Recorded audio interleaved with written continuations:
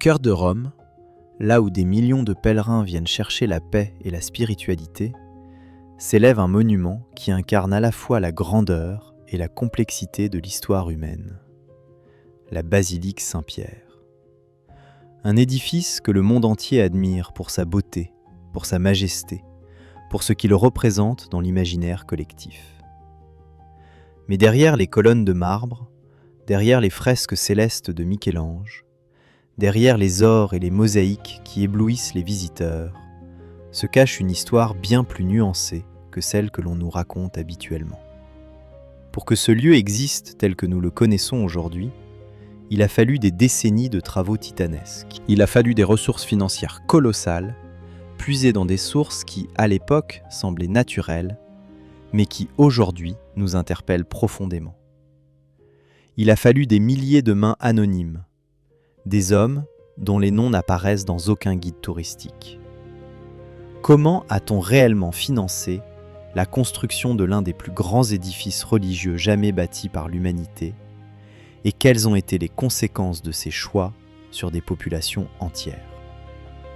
Qui étaient ces artisans, ces ouvriers, ces sculpteurs et ces maçons qui ont consacré leur vie à ériger ces murs, et quel prix ont-ils payé pour que nous puissions aujourd'hui lever les yeux vers cette coupole majestueuse? Et pourquoi, lorsque nous traversons la place Saint-Pierre en admirant les colonnes du Bernin, pensons-nous si rarement à tout ce que ce chef-d'œuvre a coûté, bien au-delà de l'argent? Dans les minutes qui viennent, nous allons parcourir ensemble l'histoire documentée de cette basilique extraordinaire. Nous allons explorer les archives, les témoignages d'époque, les récits des chroniqueurs qui ont assisté à sa construction. Et nous allons réfléchir, avec sérénité et sans jugement hâtif, à ce que ce monument représente véritablement. Si les histoires de grands édifices, de palais, d'églises monumentales et des mondes qui ont existé autour d'eux vous fascinent, alors vous êtes au bon endroit. Installez-vous confortablement.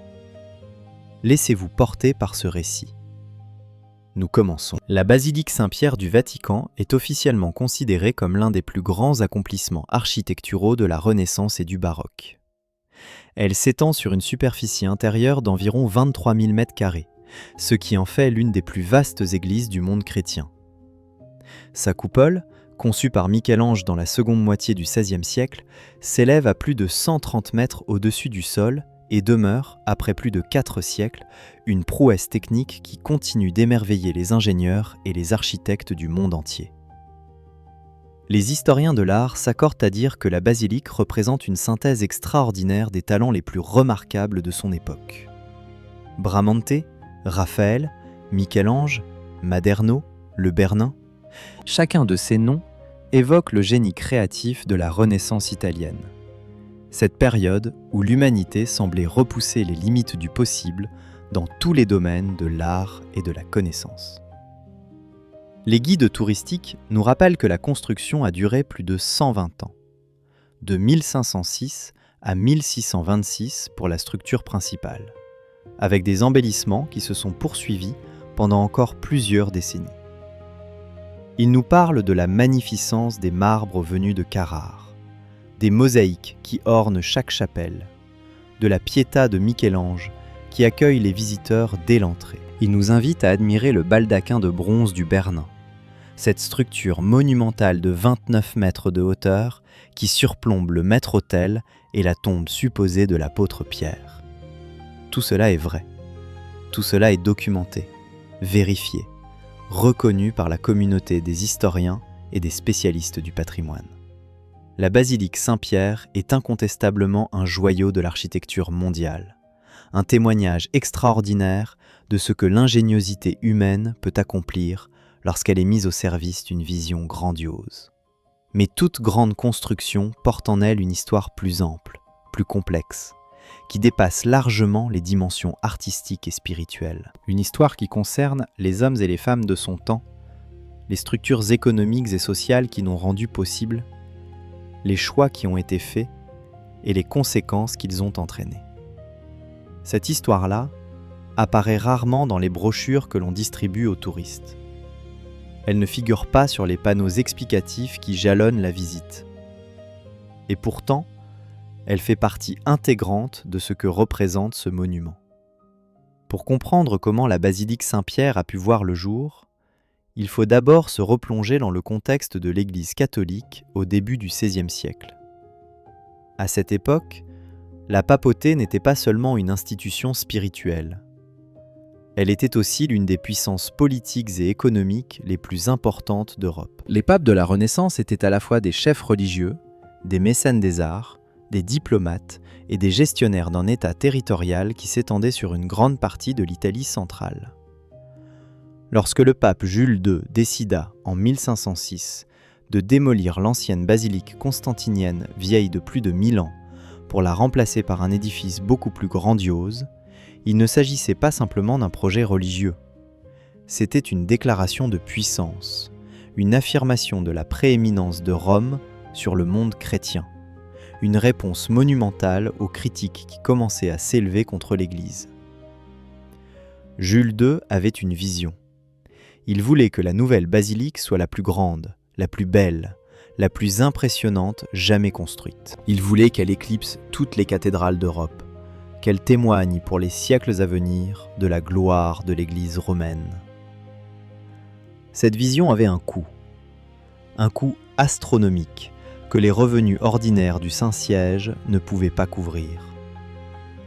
Les archives de l'époque, étudiées par de nombreux historiens au fil des siècles, nous donnent une idée de l'ampleur des dépenses engagées.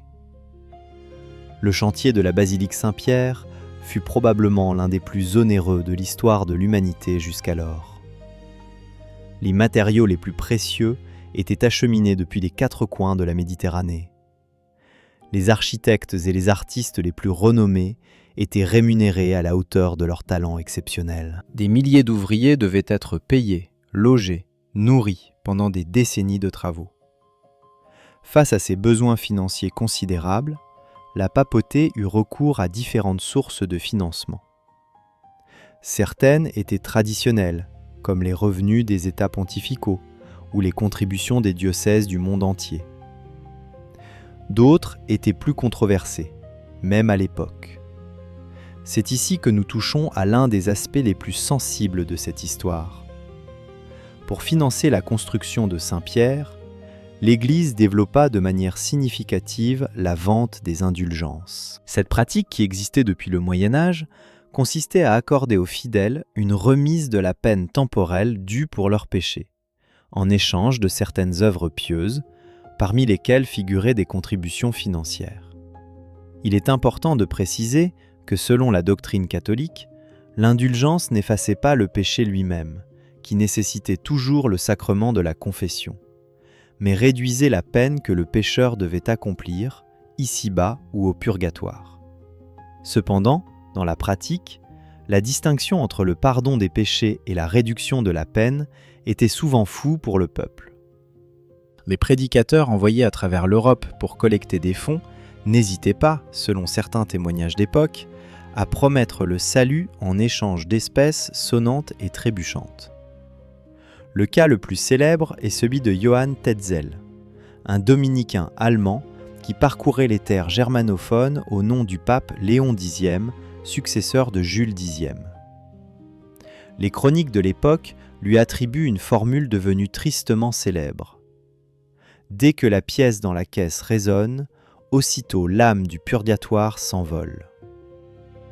Que Tetzel ait réellement prononcé ces mots exacts ou qu'il s'agisse d'une simplification de ses adversaires, la réalité est que cette campagne d'indulgence suscita une indignation croissante dans une partie de la chrétienté. Cette indignation trouva son expression la plus retentissante sous la plume d'un moine augustin de Wittenberg en Saxe, Martin Luther. En 1517, Luther rédigea ses 95 thèses, un document qui critiquait vigoureusement la pratique des indulgences et, plus largement, remettait en question certains fondements de l'autorité papale. Les historiens considèrent généralement cet événement comme le point de départ de la réforme protestante, ce mouvement qui allait diviser durablement la chrétienté occidentale. Il serait excessif d'affirmer que la basilique Saint-Pierre fut la cause unique de la Réforme. Les tensions accumulées depuis des décennies, les critiques contre la corruption du clergé, les aspirations à un retour aux sources de la foi chrétienne, tout cela existait bien avant le chantier romain. Mais il est historiquement documenté que la campagne d'indulgence liée à la construction de Saint-Pierre fut l'étincelle qui mit le feu aux poudres. Ainsi, paradoxalement, l'édifice qui devait glorifier l'unité de l'Église catholique contribua à sa fracture la plus profonde. Ce que Jules II avait conçu comme un symbole de triomphe devint, aux yeux de millions de chrétiens, le symbole d'une institution qui avait perdu le sens de sa mission spirituelle.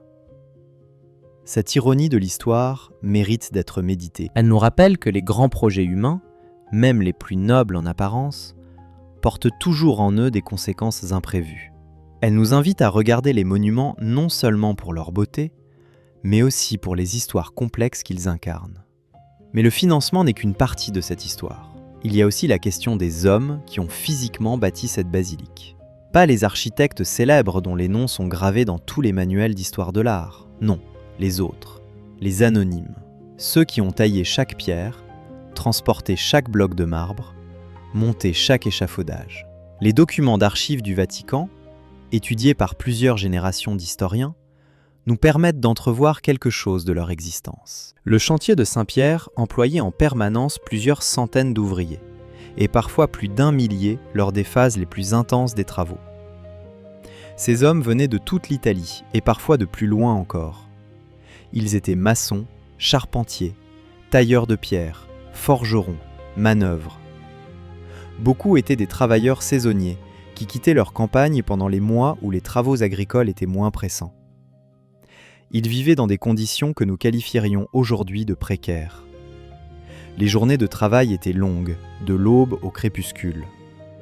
Les salaires, bien que variables selon les qualifications, restaient modestes pour la grande majorité. Les risques d'accident étaient considérables sur un chantier d'une telle ampleur, où l'on travaillait à des hauteurs vertigineuses, avec des moyens techniques limités.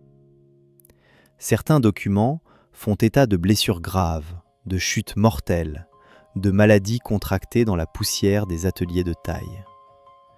Il serait difficile de donner un chiffre précis du nombre de victimes, car les registres de l'époque n'étaient pas tenus avec la rigueur que nous attendrions aujourd'hui.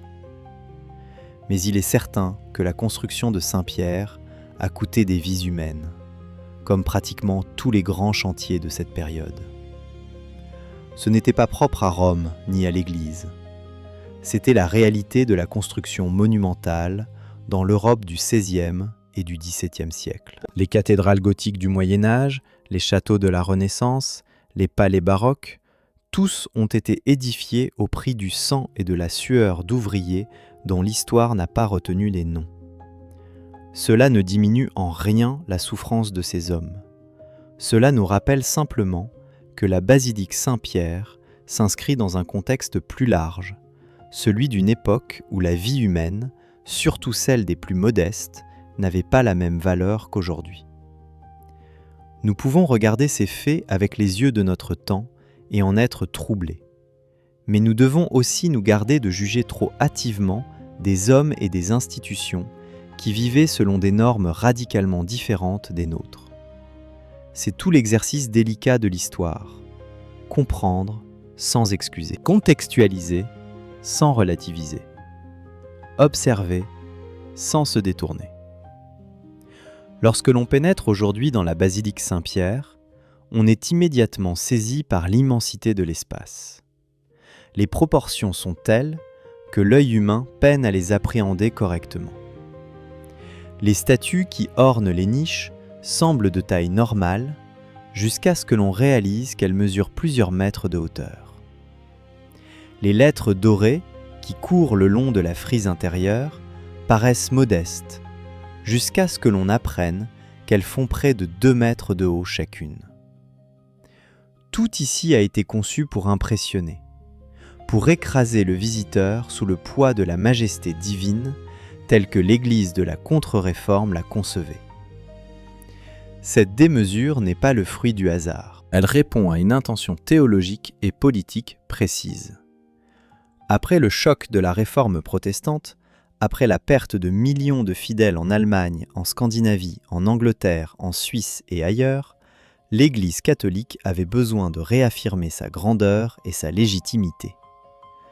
Le Concile de Trente, réuni entre 1545 et 1563, avait défini les grandes orientations de cette reconquête spirituelle que les historiens appellent la contre-réforme ou la réforme catholique. L'art devait jouer un rôle central dans cette entreprise. Contrairement aux protestants, qui prônaient souvent le dépouillement des lieux de culte, les catholiques réaffirmèrent la valeur des images, des sculptures, des ornements, comme moyen d'élever l'âme vers Dieu. La basilique Saint-Pierre devint le manifeste de cette vision. Chaque chapelle, chaque autel, chaque recoin devait proclamer la gloire de l'Église et la puissance de la foi catholique. C'est dans ce contexte qu'intervint l'un des artistes les plus extraordinaires de l'histoire de l'art occidental, Gian Lorenzo Bernini, que nous connaissons en français sous le nom du Bernin. Sculpteur, architecte, peintre, homme de théâtre, le Bernin fut le génie universel du baroque romain. Pendant près de 50 ans, sous le pontificat de plusieurs papes successifs, il façonna l'aspect définitif de la basilique et de ses abords.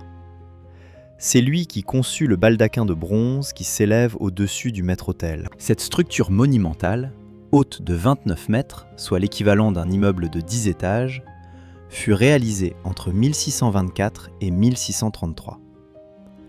Le bronze nécessaire à sa fabrication fut en partie prélevé sur les poutres du portique du Panthéon, ce temple antique converti en église chrétienne. Cette décision suscita des critiques à l'époque. Certains y girent un acte de vandalisme contre le patrimoine de la Rome antique. Un pasquinade célèbre, ces pamphlets satiriques que les Romains affichaient sur une statue mutilée appelée Pasquino, proclama que ce que les barbares n'avaient pas fait, les Barberini l'ont fait. Il s'agissait d'un jeu de mots sur le nom de famille du pape Urbain VIII, Maffeo Barberini, qui avait commandé l'œuvre. Cette anecdote nous rappelle que même à l'époque, les grands travaux de Saint-Pierre ne faisaient pas l'unanimité. Il y avait des voix discordantes, des critiques, des questionnements sur le bien fondé de certaines décisions. L'histoire n'est jamais aussi simple que les récits officiels voudraient nous le faire croire. C'est également le Bernin qui dessina la colonnade monumentale qui entoure la place Saint-Pierre. Ces 284 colonnes disposées en 4 rangées, surmontées de 140 statues de saints, forment 2 bras immenses qui semblent accueillir les fidèles venus du monde entier. Le Bernin lui-même décrivit son œuvre comme les bras maternels de l'Église qui s'ouvrent pour embrasser tous les catholiques et les ramener au sein de la vraie foi. La métaphore est éloquente. Elle révèle l'intention profonde de ce projet architectural. Il ne s'agissait pas seulement de créer un bel espace, il s'agissait de communiquer un message, de susciter une émotion, de provoquer une adhésion. L'architecture baroque tout entière fonctionne sur ce principe. Elle cherche à émouvoir, à persuader, à convertir. Elle est en quelque sorte une forme de rhétorique en pierre et en marbre. Mais revenons aux hommes qui ont rendu tout cela possible. Car derrière le génie du Bernin, il y avait des centaines d'artisans et d'ouvriers qui exécutaient ces dessins. Des fondeurs de bronze qui travaillaient dans des conditions de chaleur extrêmes. Des tailleurs de marbre qui passaient des années à sculpter une seule statue. Des doreurs qui appliquaient patiemment les feuilles d'or sur les surfaces décorées. Des mosaïstes qui assemblaient des milliers de tesselles minuscules pour créer les tableaux qui ornent les autels. Ces métiers exigeaient une habileté exceptionnelle, acquise au terme de longues années d'apprentissage. Les artisans les plus qualifiés jouissaient d'un certain prestige et d'une rémunération correcte pour l'époque. Mais ils restaient des exécutants au service d'une vision qui les dépassait. Leur créativité individuelle était subordonnée aux exigences du projet global. Certains d'entre eux ont laissé des traces dans les archives. on connaît les noms de quelques maîtres fondeurs, de quelques sculpteurs qui travaillaient dans l'atelier du Bernin.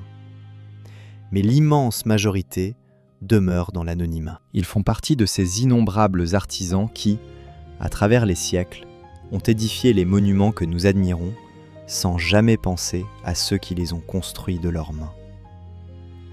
Il y a quelque chose de profondément émouvant dans cette réalité. Ces hommes ont consacré leur vie à une œuvre qui leur survivrait pendant des siècles. Ils savaient, en posant chaque pierre, qu'ils participaient à quelque chose de plus grand qu'eux-mêmes. Peut-être y trouvaient-ils une forme de consolation, une manière de transcender leurs conditions mortelles. Ou peut-être n'y pensaient-ils pas du tout, préoccupés qu'ils étaient par les soucis quotidiens de leur existence.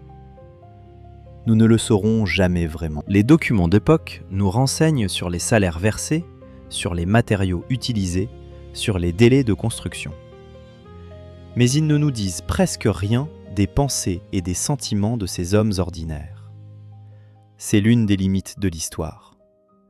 Elle nous permet de reconstituer les faits, les structures, les systèmes. Mais elle peine à nous faire accéder à l'intimité des êtres qui ont vécu ces faits. À côté des artisans qualifiés, il y avait aussi les manœuvres, les portefaix, les terrassiers. Ceux qui accomplissaient les tâches les plus pénibles et les moins valorisées.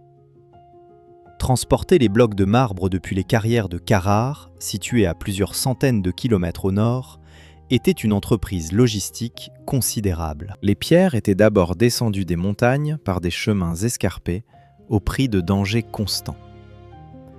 Puis elles étaient chargées sur des bateaux qui descendaient le long de la côte tyrrhénienne jusqu'à l'embouchure du Tibre.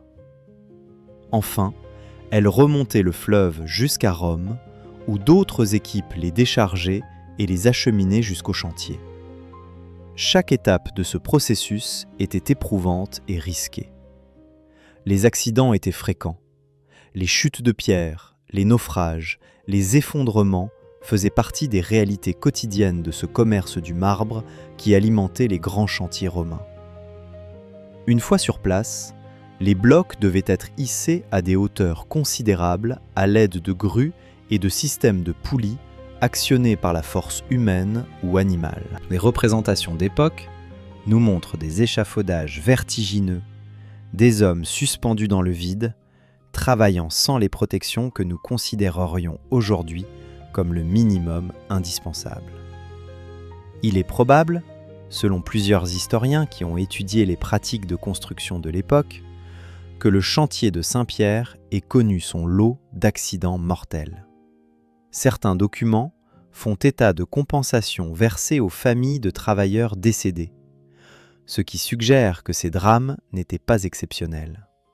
Mais il serait hasardeux de donner des chiffres précis, car les registres sont incomplets et les critères de comptabilisation variaient considérablement. Ce que l'on peut affirmer avec certitude, c'est que la construction de la basilique Saint-Pierre représenta un effort humain colossal, étalé sur plus d'un siècle et impliquant des dizaines de milliers de personnes à différents titres. Cet effort mérite d'être reconnu et honoré, même si les noms de ceux qui l'ont accompli sont pour la plupart perdus dans les brumes du temps.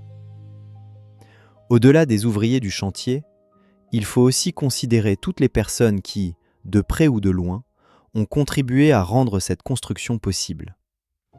Les paysans des États pontificaux, dont les impôts finançaient une partie des travaux. Les fidèles de toute l'Europe, qui achetaient des indulgences ou faisaient des dons pour la fabrique de Saint-Pierre. Les populations des régions d'où provenaient les matériaux, marbre de Carrare, travertin de Tivoli, bois des forêts de l'Apennin, tous ces gens, à leur manière, ont participé à l'édification de ce monument.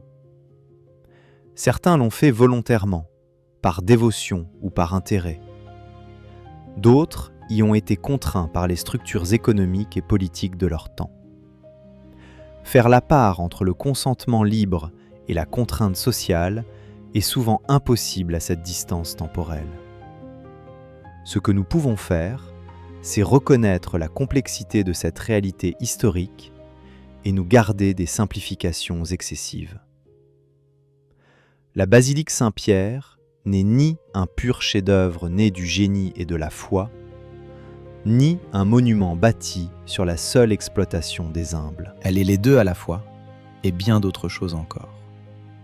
Cette ambiguïté fondamentale est peut-être ce qui rend les grands monuments historiques si fascinants. Ils sont des cristallisations de leur époque, avec toutes ses grandeurs et toutes ses ombres. Ils nous obligent à penser en nuances, à refuser les jugements tranchés, à accepter que la réalité humaine est toujours plus complexe que nos catégories mentales. Tandis que les travaux de la basilique se poursuivaient, décennie après décennie, le monde autour d'elle changeait profondément.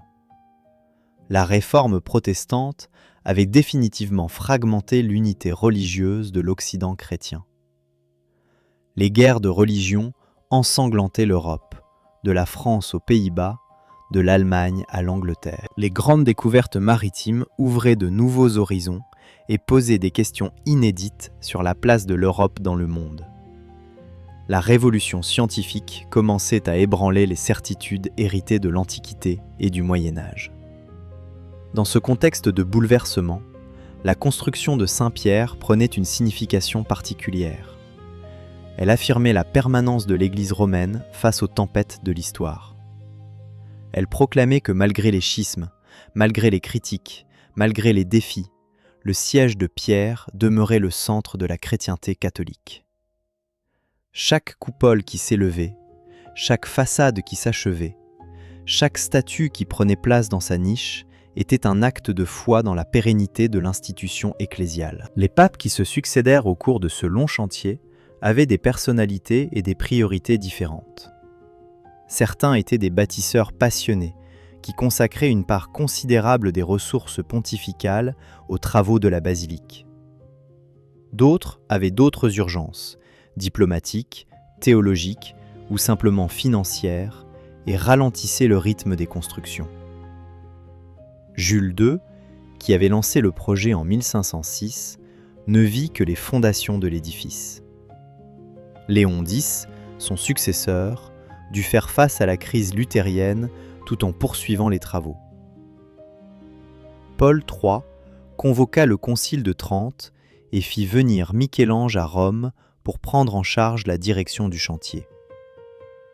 Sixte Quint, à la fin du XVIe siècle, mena à bien l'achèvement de la coupole. Paul V commanda la façade monumentale à Carlo Maderno au début du XVIIe siècle. Urbain VIII inaugura solennellement la basilique en 1626, exactement 1100 ans après la consécration de l'ancienne basilique constantinienne. Et Alexandre VII fit réaliser la colonnade du Bernin qui donna à la place sa physionomie définitive. Chacun de ces pontifes laissa son empreinte sur l'édifice.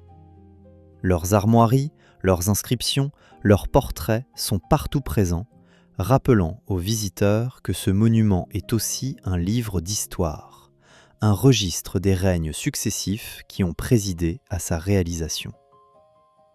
Cette longue durée du chantier explique aussi l'extraordinaire richesse stylistique de la basilique. On y trouve des éléments de la Renaissance classique dans le plan général conçu par Bramante et repris par Michel-Ange. On y trouve le maniérisme dans certaines décorations de la seconde moitié du XVIe siècle. On y trouve surtout le baroque triomphant dans les grandes réalisations du XVIIe siècle, le baldaquin, la chaire de Saint-Pierre, la colonnade. Cette diversité, loin d'être une faiblesse, constitue l'une des richesses de l'édifice. Elle témoigne de l'évolution du goût et des sensibilités au fil des générations. Elle fait de Saint-Pierre un véritable musée de l'art occidental où chaque époque a déposé sa contribution. Mais cette richesse artistique ne doit pas nous faire oublier les questions que nous avons soulevées. Derrière chaque œuvre d'art, il y a des conditions de production, des rapports sociaux, des enjeux de pouvoir. La beauté et la justice ne vont pas toujours de pair. Un chef-d'œuvre peut naître dans des circonstances que notre conscience moderne réprouve. Cela ne diminue pas sa valeur esthétique, mais cela enrichit notre compréhension de ce qu'il représente. Regarder la basilique Saint-Pierre avec cette conscience historique, c'est lui rendre un hommage plus profond que la simple admiration béate. C'est reconnaître qu'elle est le fruit d'une histoire humaine, avec tout ce que cela implique de grandeur et de fragilité, d'ambition et de souffrance, de foi et de doute. Les siècles ont passé depuis l'achèvement de la basilique Saint-Pierre. Les papes qui l'ont commandée sont morts depuis longtemps. Les architectes qui l'ont conçue reposent dans des tombes que peu de gens visitent. Les ouvriers qui l'ont bâtie sont retournés à la poussière anonyme dont ils étaient venus. Et pourtant, l'édifice demeure. Il traverse le temps avec une majesté imperturbable, accueillant chaque année des millions de visiteurs venus de tous les continents. Cette permanence des monuments face à l'éphémère des vies humaines est l'une des caractéristiques les plus troublantes de notre condition. Nous construisons des choses qui nous survivent. Nous laissons des traces qui continuent d'exister quand nous ne sommes plus là pour les contempler. Il y a dans cette réalité quelque chose de consolant et quelque chose de mélancolique à la fois. La basilique Saint-Pierre incarne cette dualité mieux que presque aucun autre monument au monde. Elle a été conçue pour l'éternité, ou du moins pour une durée qui dépasse largement l'horizon d'une vie humaine. Ses fondations plongent profondément dans le sol romain, là où, selon la tradition, l'apôtre Pierre aurait été enseveli après son martyre sous le règne de Néron. Ces murs de travertin et de marbre ont été dimensionnés pour résister au siècle.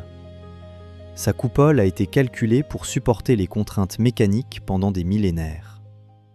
Et de fait, plus de 400 ans après son achèvement, l'édifice est toujours debout.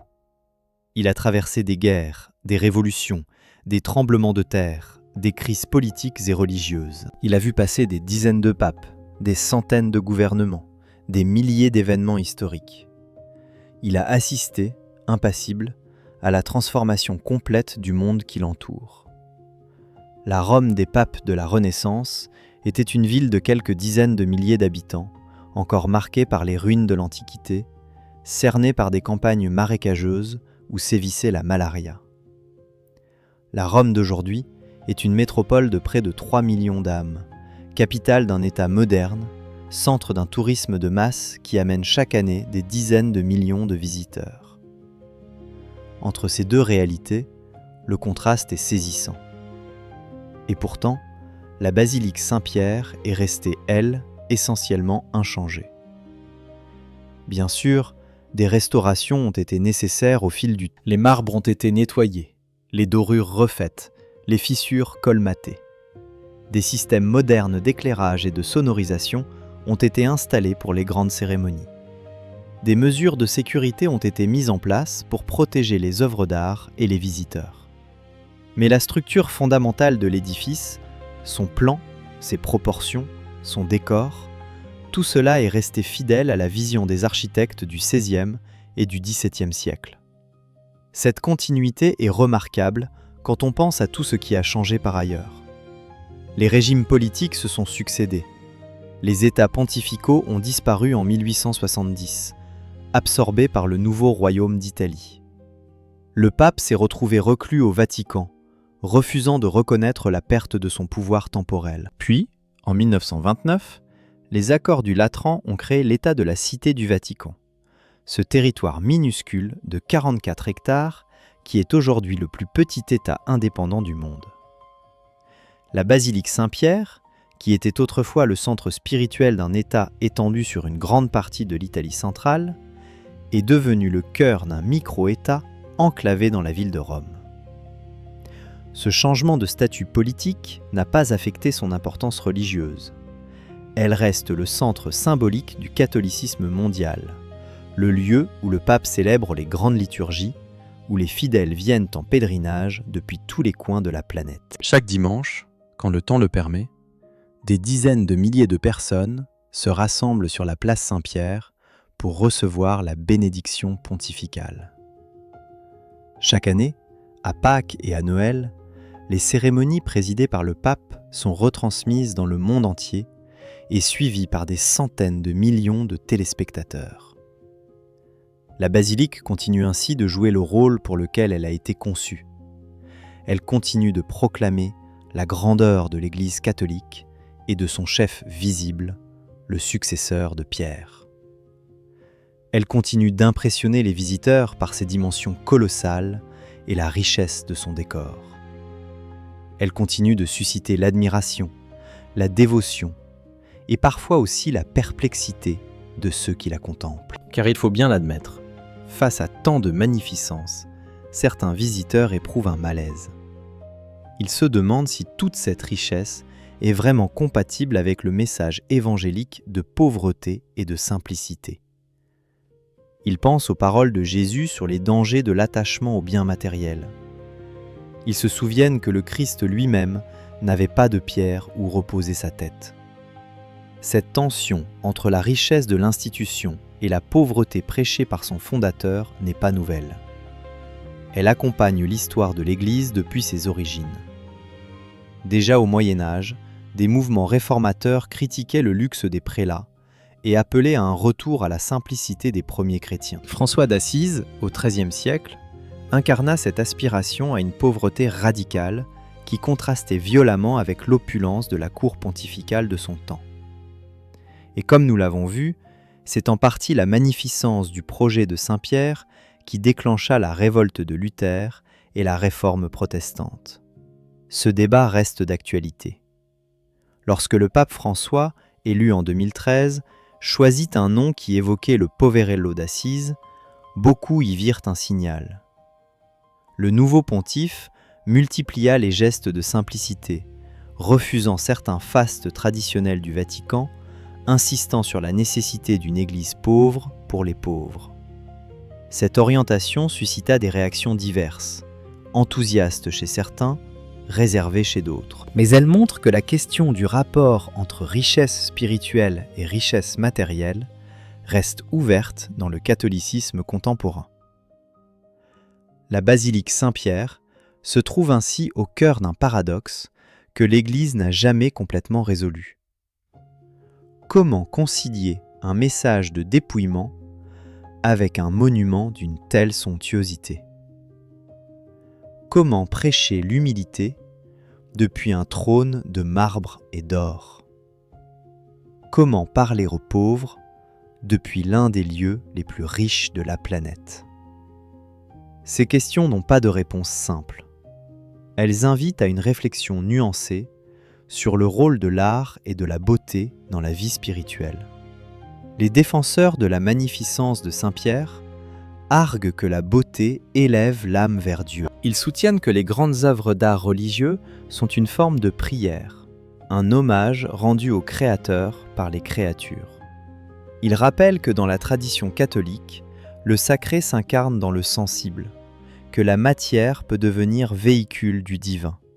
Selon cette perspective, les ors de Saint-Pierre ne sont pas une contradiction du message évangélique, mais une expression de la révérence due à Dieu. Leurs contradicteurs objectent que cette justification théologique a trop souvent servi d'alibi au luxe et à l'ostentation.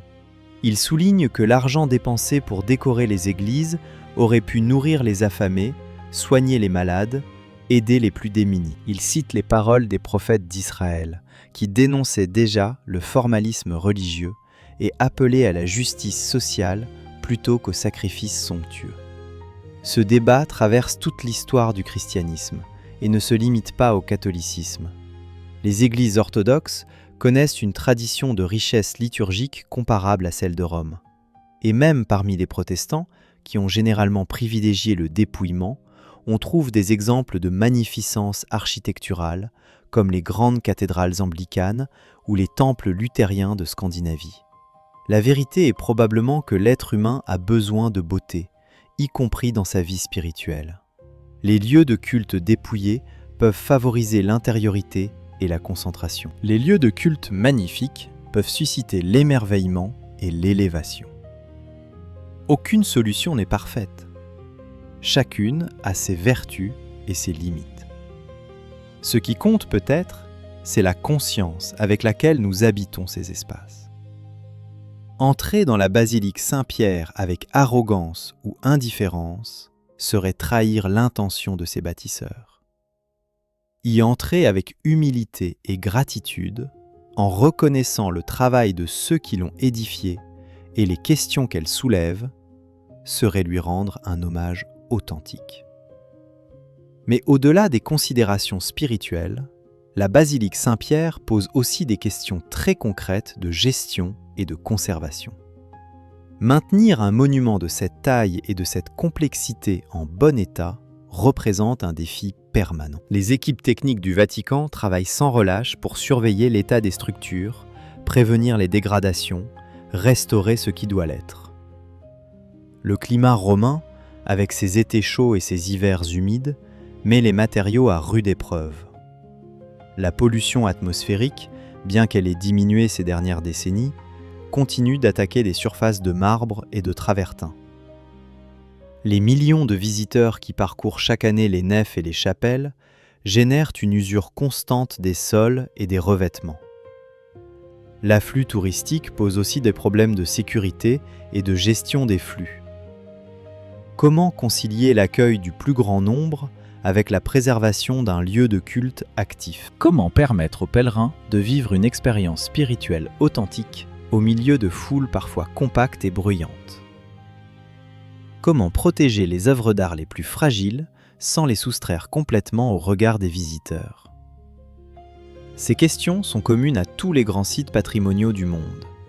De Notre-Dame de Paris au Taj Mahal, de la Grande Muraille de Chine aux pyramides d'Égypte, les gestionnaires du patrimoine mondial sont confrontés au même dilemme. La basilique Saint-Pierre n'échappe pas à cette problématique universelle. Elle est à la fois un lieu sacré, un monument historique, un musée d'art et une attraction touristique majeure. Concilier ces différentes dimensions n'est pas toujours aisé. Les responsables du Vatican ont mis en place diverses mesures pour tenter d'y parvenir. Des contrôles de sécurité à l'entrée, comparables à ceux des aéroports, permettent de filtrer les visiteurs et de prévenir les incidents. Des parcours de visite organisés canalisent les flux et évitent les engorgements. Des horaires réservés à la prière permettent aux fidèles de disposer de moments de calme dans la basilique. Des zones sont protégées par des cordons ou des vitrines pour préserver les œuvres les plus précieuses. Malgré ces précautions, des incidents surviennent parfois. En 1972, un déséquilibré attaqua la Pietà de Michel-Ange à coups de marteau, causant des dégâts qui nécessitèrent une restauration délicate. Depuis lors, le chef-d'œuvre est protégé par une vitre blindée qui le met à l'abri des agressions, mais crée une distance regrettable entre l'œuvre et le spectateur. Cet épisode tragique illustre la vulnérabilité des grandes œuvres d'art face à la folie humaine. Il rappelle aussi que la conservation du patrimoine est un combat permanent contre les forces de destruction, qu'elles soient naturelles ou humaines. En contemplant la basilique Saint-Pierre aujourd'hui, nous sommes les héritiers de tous ceux qui l'ont contemplée avant nous. Des pèlerins du XVIIe siècle qui arrivaient à Rome après des semaines de voyages éprouvants, des voyageurs du Grand Tour au XVIIIe siècle, ces jeunes aristocrates européens qui venaient parfaire leur éducation en Italie, des romantiques du XIXe siècle comme Stendhal ou Chateaubriand, qui cherchaient dans les ruines de Rome une nourriture pour leur âme tourmentée. Des touristes du XXe et du XXIe siècle, équipés de leurs appareils photo et de leurs guides de voyage. Chacun de ces visiteurs a vu la même basilique, et pourtant, chacun a vu quelque chose de différent. Car un monument n'est pas seulement un objet matériel, c'est aussi un écran sur lequel chaque époque projette ses propres préoccupations, ses propres questions, ses propres rêves. Les hommes du XVIIe siècle voyaient dans Saint-Pierre le triomphe de la vraie foi sur les hérésies. Les philosophes des Lumières y voyaient un exemple de la superstition et du despotisme clérical. Les romantiques y voyaient un témoignage du génie humain capable de défier le temps. Les touristes contemporains y voient souvent une attraction parmi d'autres, un lieu à photographier et à cocher sur leur liste. Et nous, que voyons-nous quand nous levons les yeux vers la coupole de Michel-Ange? Que ressentons-nous quand nous traversons la place encadrée par les colonnes du Bernin? Que pensons-nous quand nous nous arrêtons devant la Pietà ou devant le baldaquin de bronze? Chacun répondra à ces questions selon sa sensibilité, sa culture, ses convictions. Il n'y a pas de bonne ou de mauvaise façon de visiter la basilique Saint-Pierre. Il y a seulement des façons plus ou moins conscientes, plus ou moins attentives à ce que le lieu a à nous dire. Ce que nous avons essayé de faire dans ce récit, c'est d'enrichir cette visite d'une dimension historique et réflexive. Nous avons voulu montrer que derrière la beauté évidente du monument se cache une histoire complexe, faite de grandeur et d'ombre, de foi et de calcul, de génie et de souffrance. Nous avons voulu rappeler que les grands édifices ne naissent pas par magie, mais sont le fruit du travail de milliers de personnes, dont la plupart restent anonymes. Nous avons voulu inviter à une contemplation plus profonde, qui ne se contente pas de l'admiration esthétique, mais s'interroge sur les conditions de production de la beauté. Cette démarche n'a rien de démystificateur ou de polémique. Elle ne vise pas à diminuer la basilique Saint-Pierre, ni à accuser ceux qui l'ont édifiée. Elle cherche simplement à lui rendre justice en la prenant au sérieux, en la considérant dans toute sa complexité historique et humaine. Car un monument qui a traversé plus de 4 siècles mérite mieux qu'un regard superficiel. Il mérite qu'on s'arrête, qu'on réfléchisse, qu'on s'interroge. Il mérite qu'on reconnaisse tout ce qu'il a fallu pour qu'il existe, et tout ce qu'il représente pour ceux qui l'ont vu naître et pour ceux qui le contemplent aujourd'hui. La basilique Saint-Pierre n'est ni un monstre né de l'exploitation, ni un chef-d'œuvre pur né du seul génie humain. Elle est le résultat d'une époque, d'une façon de concevoir le pouvoir, la religion, l'art et le rapport entre les hommes.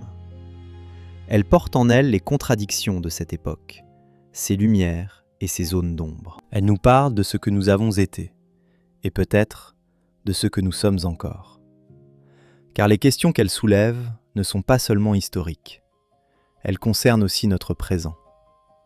Comment finançons-nous nos grands projets collectifs aujourd'hui? Qui sont les travailleurs invisibles qui construisent nos villes, nos infrastructures, nos monuments? Quel prix payons-nous et faisons-nous payer aux autres pour notre confort et notre beauté? Ces questions sont inconfortables. Nous préférons souvent ne pas les poser. Mais les monuments anciens, précisément parce qu'ils appartiennent au passé, nous permettent de les aborder avec un peu de distance. Ils nous offrent un miroir où nous pouvons nous regarder sans nous sentir directement accusés. Ils nous invitent à la réflexion plutôt qu'à la défense. C'est peut-être l'un des services les plus précieux que le patrimoine nous rend. Il nous aide à penser notre condition en nous confrontant à celle de nos prédécesseurs. Il nous rappelle que nous ne sommes pas les premiers à affronter des dilemmes éthiques, sociaux, spirituels. Il nous montre que d'autres avant nous ont fait des choix, avec leurs conséquences bonnes et mauvaises. Et il nous laisse libres de tirer nos propres conclusions. Alors, la prochaine fois que vous verrez une image de la basilique Saint-Pierre, ou que vous aurez la chance de la visiter en personne, souvenez-vous de tout cela. Souvenez-vous des papes ambitieux qui ont voulu marquer l'histoire. Souvenez-vous des architectes de génie qui ont repoussé les limites du possible. Souvenez-vous des artisans et des ouvriers qui ont donné leur sueur et parfois leur vie. Souvenez-vous des fidèles qui ont financé la construction, volontairement ou non. Souvenez-vous des controverses, des critiques, des schismes que ce projet a suscités. Et souvenez-vous que malgré tout cela, ou peut-être à cause de tout cela, la basilique Saint-Pierre reste l'un des monuments les plus extraordinaires que l'humanité ait jamais édifiés. Elle témoigne de ce que nous sommes capables d'accomplir quand nous mettons nos ressources et notre énergie au service d'une vision. Elle témoigne aussi des prix que nous sommes prêts à payer pour réaliser nos rêves de grandeur. Elle est, en somme, profondément humaine, avec tout ce que cela implique de beau et de problématique. Et c'est peut-être pour cela qu'elle continue de nous fasciner, siècle après siècle. Les maisons survivent aux personnes qui les ont habitées. Les monuments survivent aux civilisations qui les ont érigés. Et peut-être est-ce pour cette raison qu'ils nous émeuvent tant, parce qu'ils nous rappellent, avec une douceur impitoyable, à quel point tout le reste est éphémère. Nos vies passent comme des ombres sur ces murs de pierre. Nos préoccupations quotidiennes s'évanouissent face à ces colonnes qui ont vu défiler des générations. Nos certitudes vacillent devant ces voûtes qui ont entendu tant de prières et tant de doutes. Et pourtant, c'est nous, les éphémères, qui donnons sens à ces monuments. Sans les regards qui les contemplent, sans les pas qui les parcourent, sans les pensées qui les interrogent, ils ne seraient que des amas de pierre et de marbre. C'est notre attention qui les fait vivre, c'est notre mémoire qui les préserve, c'est notre questionnement qui les rend pertinents. En ce sens, la relation entre les monuments et les hommes est une relation de réciprocité. Nous les conservons et ils nous conservent quelque chose de notre passé. Nous les interrogeons et ils nous répondent avec les voix silencieuses de ceux qui les ont bâtis. Nous les admirons et ils nous invitent à nous dépasser. La basilique Saint-Pierre continuera de s'élever au cœur de Rome longtemps après que nous aurons disparu. D'autres générations viendront la contempler, avec leurs propres yeux, leurs propres questions, leur propre sensibilité. Elles y verront des choses que nous ne voyons pas, comme nous voyons des choses que nos prédécesseurs ne voyaient pas. Le monument restera, mais sa signification continuera d'évoluer, de se transformer, de s'enrichir. C'est la magie des grandes œuvres humaines. Elles ne cessent jamais de parler, parce qu'elles ne cessent jamais d'être écoutées. Merci de nous avoir accompagnés dans ce voyage à travers l'histoire et la signification de la basilique Saint-Pierre. Merci d'avoir pris le temps d'écouter, de réfléchir, de vous laisser porter par ce récit. Nous espérons que ces mots vous accompagneront la prochaine fois que vous penserez à ce monument extraordinaire. Et nous espérons que, où que vous soyez, vous trouverez maintenant le repos que vous méritez. Reposez-vous bien. Il est des lieux sur cette terre qui semblent exister en dehors du temps ordinaire. Des lieux où les siècles se superposent comme les strates d'un terrain géologique, chacun laissant sa marque, sa trace, son empreinte indélébile. La basilique Saint-Pierre appartient à cette catégorie rare de monuments qui transcendent leur fonction première pour devenir des symboles universels. Elle n'est plus seulement une église, aussi grandiose soit-elle. Elle est devenue une idée, une image, un concept qui dépasse largement les frontières du catholicisme et même de la religion. Lorsque l'on prononce le nom de Saint-Pierre, des images surgissent immédiatement dans l'esprit de presque tous les habitants de cette planète. La coupole majestueuse qui domine le ciel de Rome, la place immense où se rassemblent les foules lors des grandes cérémonies, le pape à sa fenêtre, bénissant les fidèles venus du monde entier. Ces images font partie de notre patrimoine visuel commun, qu'on soit croyant ou non, qu'on ait visité Rome ou non. Cette universalité est en elle-même remarquable. Comment un édifice construit pour servir les besoins d'une institution religieuse particulière est-il devenu un symbole reconnu par l'humanité tout entière? Comment les intentions très spécifiques des papes de la Renaissance ont-elles abouti à la création d'un monument qui parle à tous, au-delà des frontières confessionnelles, culturelles et temporelles? La réponse à ces questions réside peut-être dans la nature même de ce que nous appelons les chefs-d'œuvre. Un chef-d'œuvre n'est pas simplement une œuvre techniquement parfaite ou esthétiquement plaisante. C'est une œuvre qui touche quelque chose de profond dans l'âme humaine, quelque chose qui transcende les particularités de son contexte de création. La basilique Saint-Pierre touche à notre désir d'élévation, à notre aspiration vers quelque chose de plus grand que nous-mêmes. Elle matérialise ce que les philosophes appellent le sublime, ce sentiment mêlé de terreur et d'admiration que nous éprouvons face à ce qui nous dépasse infiniment. Que l'on croie ou non au Dieu des chrétiens, on ne peut rester indifférent face à l'immensité de cette nef, face à la hauteur vertigineuse de cette coupole, face à la profusion de beauté qui orne chaque recoin de cet espace. Quelque chose en nous répond à cette grandeur. Quelque chose en nous est touché, ému, ébranlé.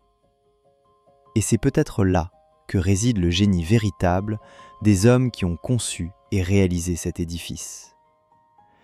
Ils ont su donner une forme visible à des aspirations invisibles. Ils ont su traduire en pierre, en marbre, en bronze et en or des sentiments qui habitent le cœur de tous les êtres humains. Le désir de transcendance, la quête de sens, l'aspiration à la beauté, la volonté de laisser une trace qui survive à notre mort. Toutes ces dimensions de notre humanité sont présentes dans la basilique Saint-Pierre. Elle les incarne, elle les manifeste, elle les rend tangibles et visibles. Et c'est pour cette raison qu'elle continue de nous parler, 4 siècles après son achèvement, dans un monde qui a pourtant radicalement changé. Les hommes qui ont construit Saint-Pierre vivaient dans un univers mental très différent du nôtre. Ils croyaient que la Terre était le centre de l'univers, que le Soleil tournait autour d'elle, que les étoiles étaient fixées à une sphère cristalline, au-delà de laquelle se trouvait le ciel des bienheureux. Ils ne connaissaient pas l'électricité, ni les antibiotiques, ni les droits de l'homme au sens moderne du terme. Ils vivaient dans des sociétés où les inégalités que nous jugeons aujourd'hui inacceptables étaient considérées comme naturelles et légitimes. Et pourtant, ces hommes ont créé quelque chose qui nous touche encore aujourd'hui. Nous qui vivons dans un monde si différent du leur. Comment est-ce possible ? Peut-être parce que, malgré toutes les transformations de nos sociétés, quelque chose demeure constant dans la nature humaine. Nous continuons de naître et de mourir, d'aimer et de souffrir, d'espérer et de craindre. Nous continuons de nous interroger sur le sens de notre existence, sur ce qui nous attend après la mort, sur la possibilité d'un au-delà ou d'un absolu qui donnerait cohérence à notre vie. Ces questions éternelles trouvent dans la basilique Saint-Pierre un écho puissant. L'édifice ne donne pas de réponse définitive, car de telles réponses n'existent peut-être pas. Mais il offre un espace où ces questions peuvent être posées avec toute la gravité qu'elles méritent. Il crée une atmosphère propice à la méditation, à l'introspection, à la rencontre avec soi-même et avec ce qui nous dépasse. Même les visiteurs les plus sceptiques, les plus éloignés de toute croyance religieuse, témoignent souvent d'avoir ressenti quelque chose de particulier en entrant dans la basilique. Un silence intérieur, un ralentissement du temps, une ouverture vers une dimension de l'existence habituellement occultée par le bruit et l'agitation de la vie quotidienne. Ce n'est pas de la magie. C'est le pouvoir de l'architecture quand elle est portée à ce niveau d'excellence. C'est la capacité des grands espaces sacrés à modifier notre perception, à reconfigurer notre rapport au monde, à nous faire sentir notre petitesse face à l'immensité du cosmos. Les architectes de la basilique connaissaient ces effets. Ils les recherchaient délibérément. Toute la science des proportions, des perspectives, des jeux de lumière qu'ils ont déployés visait à créer ces états de conscience particuliers chez les visiteurs. Ils étaient, à leur manière, des ingénieurs de l'âme, des techniciens du sacré. Leur savoir-faire s'est transmis de génération en génération, de Bramante à Michel-Ange, de Michel-Ange à Maderno, de Maderno au Bernan. Chacun a apporté sa contribution, sa sensibilité, son génie propre. Mais tous partageaient cette compréhension profonde de ce que l'architecture peut accomplir quand elle est mise au service d'une vision transcendante. Aujourd'hui, nous avons peut-être perdu une partie de ce savoir. Nos constructions contemporaines, aussi impressionnantes soient-elles sur le plan technique, atteignent rarement cette profondeur spirituelle que possèdent les grands édifices du passé. Nous savons construire plus haut, plus vite, plus efficacement. Mais savons-nous encore construire des lieux qui touchent l'âme ? La question mérite d'être posée. Elle nous invite à réfléchir sur ce que nous avons gagné et ce que nous avons perdu dans notre marche vers la modernité. Nous avons gagné en confort, en sécurité, en longévité, en liberté individuelle. Mais nous avons peut-être perdu quelque chose de cette capacité à créer du sacré, à donner forme visible à nos aspirations les plus profondes. La basilique Saint-Pierre nous rappelle ce que nous sommes capables d'accomplir quand nous mettons notre énergie collective au service d'un projet qui nous dépasse. Elle nous montre que la beauté n'est pas un luxe superflu, mais une nécessité de l'âme humaine. Elle nous enseigne que les générations peuvent travailler ensemble, sur plus d'un siècle, pour réaliser une œuvre qu'aucune d'entre elles ne verra achevée. Cette leçon de patience et de persévérance est peut-être la plus précieuse que nous puissions tirer de cette histoire. Dans notre époque obsédée par l'immédiateté, par les résultats rapides, par la satisfaction instantanée des désirs, la basilique Saint-Pierre nous parle d'un autre rapport au temps. Elle nous dit que certaines choses valent la peine d'être entreprises, même si nous ne les verrons pas aboutir. Elle nous dit que nous sommes les maillons d'une chaîne qui nous précède et qui nous survivra. Elle nous dit que notre contribution individuelle, aussi modeste soit-elle, peut s'inscrire dans une œuvre collective qui traverse les siècles. Cette perspective peut être source d'humilité, mais aussi de réconfort. Humilité, parce qu'elle relativise notre importance individuelle face à la durée longue de l'histoire. Réconfort, parce qu'elle nous inscrit dans une continuité qui donne sens à nos efforts éphémères. Les ouvriers anonymes qui ont taillé les pierres de Saint-Pierre ne savaient pas que leur travail serait admiré 400 ans plus tard. Ils faisaient simplement leur métier, jour après jour, avec le soin et la compétence que leur profession exigeait. Et pourtant, leur travail perdure. Ils continuent de porter témoignage de leur habileté, de leur endurance, de leur contribution à une œuvre qui les dépassait. En un sens, ils ont atteint une forme d'immortalité, même si leurs noms sont oubliés. Leur travail parle pour eux à travers les siècles. Peut-être pouvons-nous trouver dans cet exemple une source d'inspiration pour nos propres vies. Nous ne bâtirons probablement pas de basilique, nous ne laisserons pas de monuments visibles à la postérité.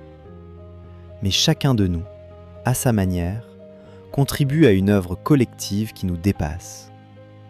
Par notre travail, par nos relations, par les valeurs que nous transmettons, par les gestes quotidiens que nous accomplissons, nous participons à la construction d'un monde que nous ne verrons pas achevé.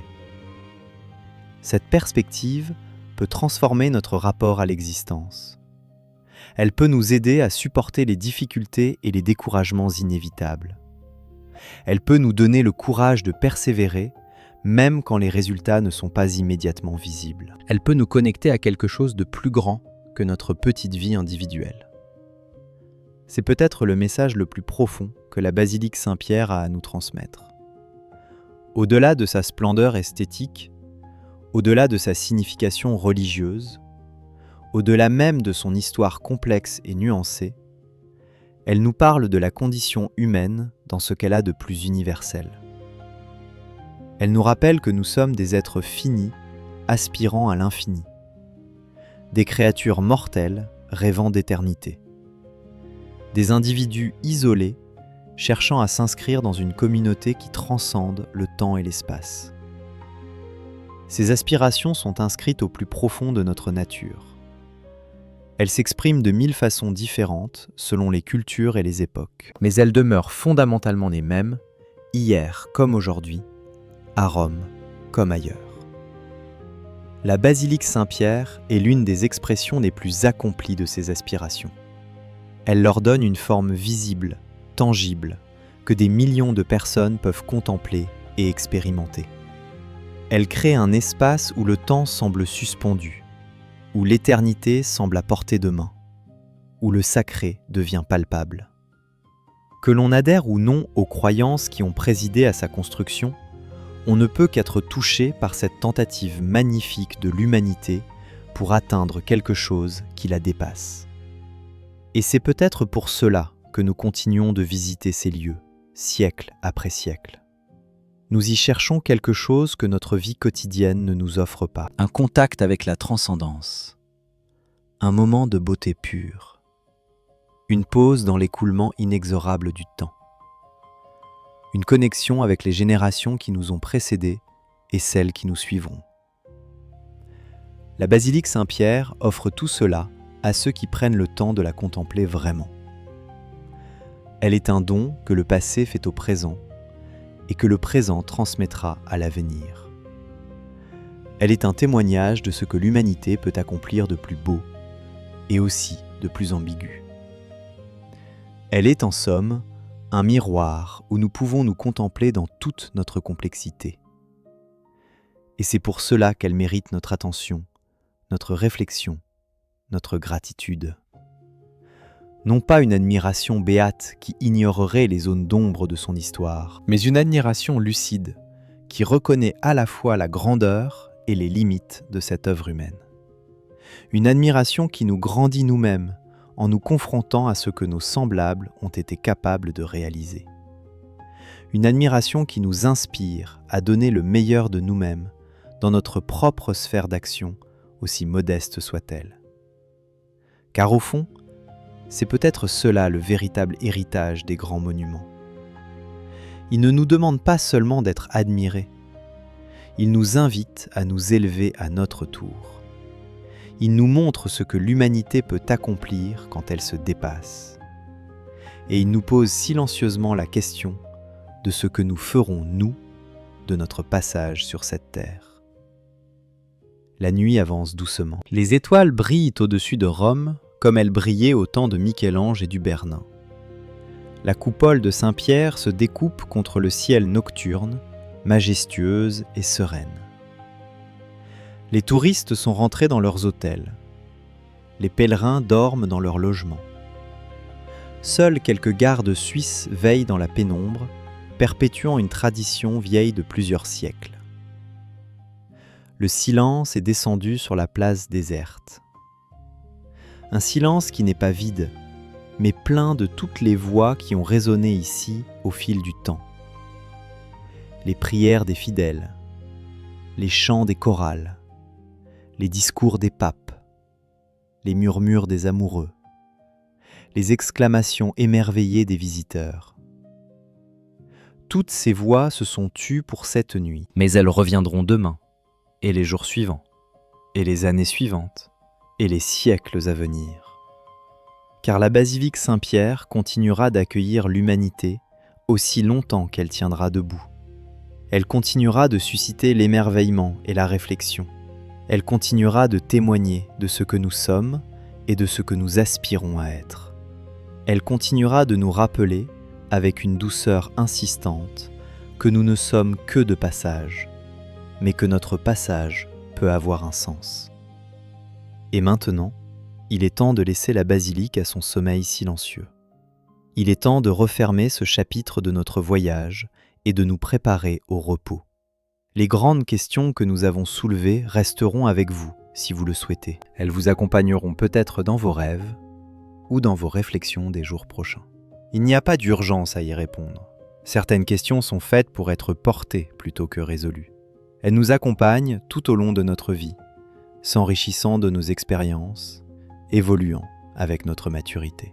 La basilique Saint-Pierre sera toujours là si vous avez besoin de revenir la contempler, en personne ou par la pensée. Elle vous attendra avec sa patience minérale, sa splendeur inaltérée, ses mystères toujours renouvelés. En attendant, laissez le sommeil vous gagner doucement. Laissez les images de coupoles et de colonnes s'estomper progressivement dans votre esprit. Laissez la paix de la nuit romaine vous envelopper comme un manteau de velours. Vous avez voyagé loin ce soir, à travers l'espace et le temps. Vous avez contemplé des siècles d'histoire et des millénaires d'aspirations humaines. Vous méritez maintenant de vous reposer. Merci d'avoir fait ce voyage avec nous. Merci pour votre attention, votre curiosité, votre ouverture d'esprit. Nous nous retrouverons bientôt pour d'autres histoires, d'autres monuments, d'autres réflexions sur notre fascinante condition humaine. D'ici là, prenez soin de vous, reposez-vous bien et faites de beaux rêves.